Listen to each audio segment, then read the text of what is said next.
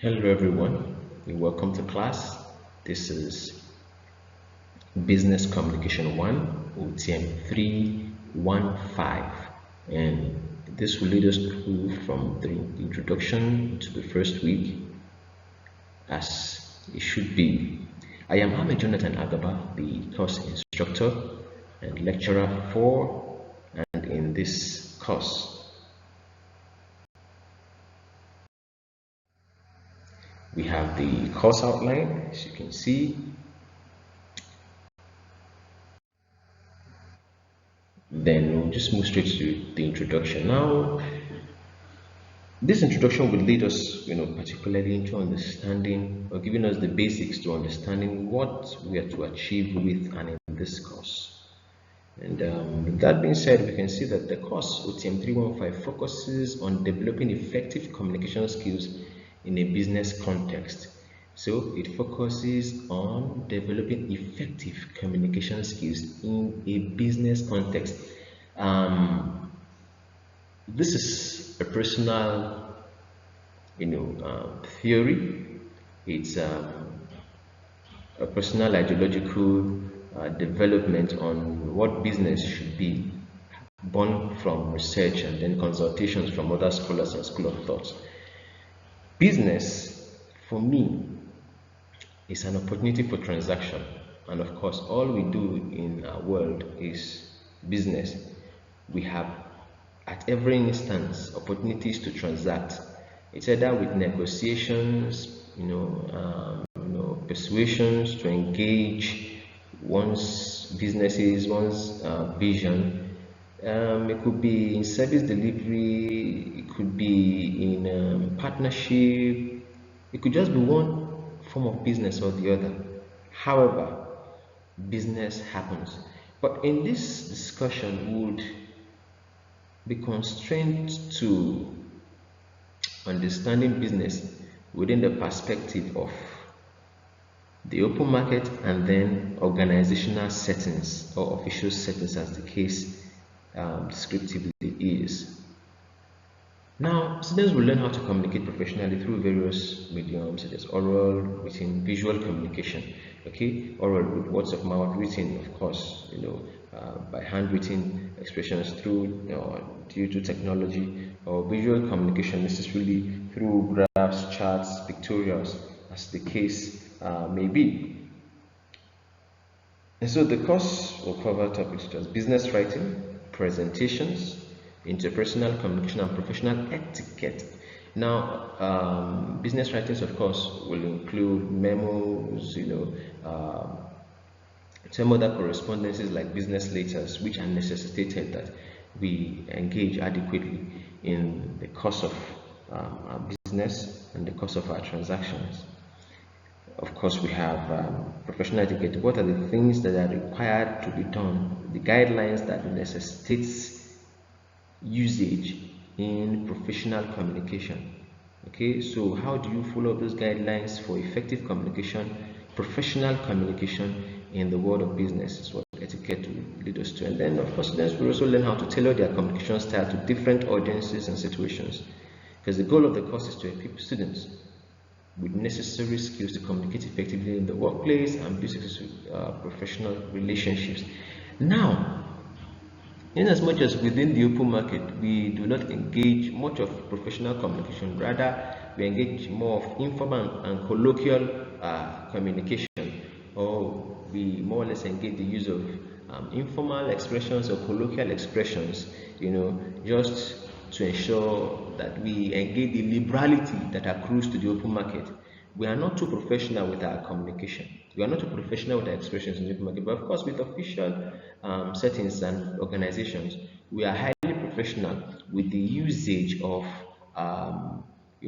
communication and language being the medium of expression, particularly English language. So it endears us to develop proficiency with the use of English language and then align that with communication skills to help us drive success in business communication. This is what this course entails. And someone may ask, do you really need to, develop professionally with the use of communication. You need to adapt skills, develop, or enhance proficiency with the use of English language in business. Is business not business? What concerns business with English language or necessarily communication? Of course, everything concerns it, because in business, communication is at the heart, of engagement in business. So you cannot just communicate anyhow. You need to know what it takes to effectively communicate, because it is in the effectiveness of such communication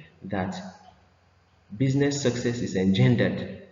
So it is not just the amount you pump into every business or the market strategy. Even in marketing, you communicate, and of course, you need to be persuasive, with your expression, for you to truly communicate within the open market and within professional or organizational settings, you know to succeed in convincing prospects or retaining customers, or as well attracting partners to your business.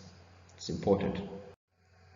And then moving into the week one proper, we can take through this course by looking into the sections in introduction to open us up further.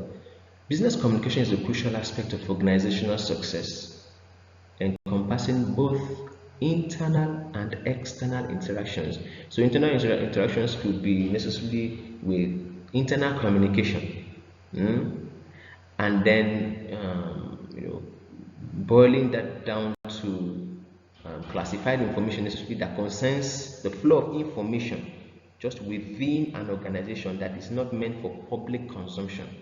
And there's some information about an organization or some organizations, and as a matter of fact, it could be every organization in most cases, that are for public consumption. That is important to note and to know. And that is for external interactions. So effective communication strengthens relationships, enhances productivity, and fosters a positive environment. It's very important to note that. Now, in strengthening relationship, of course, you have customer relations. That is one aspect of it. In enhancing productivity, of course, it helps you stay within the confines of credibility. That is, you are accrued credibility, because what you know, if it cannot be adequately communicated to train, to teach, or to contribute positively to an organization, of course, you cannot be termed productive. So even with all of the key performance indices, of course, you're punctual, to work, you take your work seriously. Of course, you have a strong, discipline and drive. It's also very important that you stay productive, communicatively, because they won't just work on just the other key performance indices in terms of character, because both are important. Character is as well important, but they also want to see your ideas play out. And in playing out, you don't just keep your ideas mute. You don't keep quiet, and you don't stay without writing nothing. You must speak, you must write in an organization to prove that you really are worth your onions. Yes, okay, this thing you really know, express it, use it, and communication, helps prove that to some great extent. It also fosters a positive work environment, of course, where you can adequately communicate your opinions, your ideas, and your intentions. It minimizes misconceptions about you or confusion, because you can easily win the heart of superiors, subordinates, colleagues as well, because your message is easily understood and you can easily communicate what your intentions and your plans and what you necessarily need them to know is. But when you can't communicate and you're always mute and quiet, and your communication is as well confusing, your expressions are incoordinate, and your ideas are also weak, it becomes a problem, in an organization. In fact, it limits you. It makes you look incredible to some extent. And then, of course, we look into the main topics further. The importance of business communication is that it establishes a clear vision and direction for the organization, promotes teamwork, enhances customer relationships, supports decision making and problem solving processes. All of these, as you can see, Then we look at essential components of business communication: clear and concise message delivery, active listening and feedback mechanism, consideration of the audience and context, use of appropriate communication channels, very important, and when we talk about clear and concise necessarily means you do not have to make your message or your content, too lengthy, because sometimes too lengthy content, overly lengthy content, too much of the words, too much of the expressions in speech and in writing can bore your audience and as well make them lose the essential message or meaning that they should have received from what you're talking about or from the content you're delivering.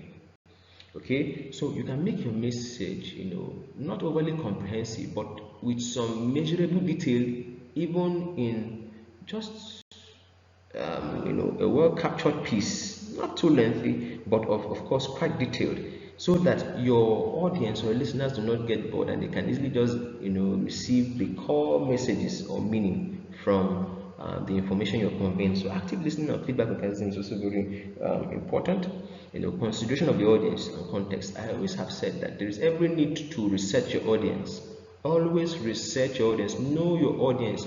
Know what they are ready to receive, not because you need to impress your audience, but to ensure that the message is effectively conveyed and properly conveyed. So know what your audience are ready to receive. Know them, know their perception, know their personal orientation, know about their cultural background if need be. Just research your audience so that you know the kind of message to convey to your audience, and then what kind of environment is your message required for, and of course what kind of situation is your message required for. So use of appropriate communication channels too is very important. Of course, ensure that the kind of message you need to convey, is it required for or through the social media, or required for the social media followers? Is it required for face-to-face interaction? Just know the communication channels necessarily. And then, of course, in conclusion, we've looked at highlighting the integral role of effective business communication driving organizational success. We looked at emphasizing the continual need for individuals to enhance their communication skills, and of course this requires practice. It's very important. Consistently practice. Do not just take this lecture like that. Engage practicing with the theories you've acquired, the knowledge you've acquired from this class. This is basically what ensures that you are gearing up towards becoming professional and more professional as a business executive or an entrepreneur, as the case is, or intending an entrepreneur, as the case may be. So the next step is just look through this. Especially, I encourage you to practice active listening and feedback in your daily communication interactions. It's very important. That's exactly what I'm doing, and you can as well encourage others who you will tutor and mentor. Then we as well look at prompt reflection on personal communication challenges and strategies for improvement. Of course, I want you to engage that adequately necessarily. And then of course we have the discussion part of it. So you look at the discussion questions as well, just go through them, engage them adequately with groups, with peers, go through them.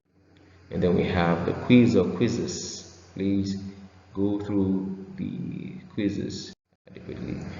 We still have scenario-based quiz, matching, just go through these quizzes in their various forms.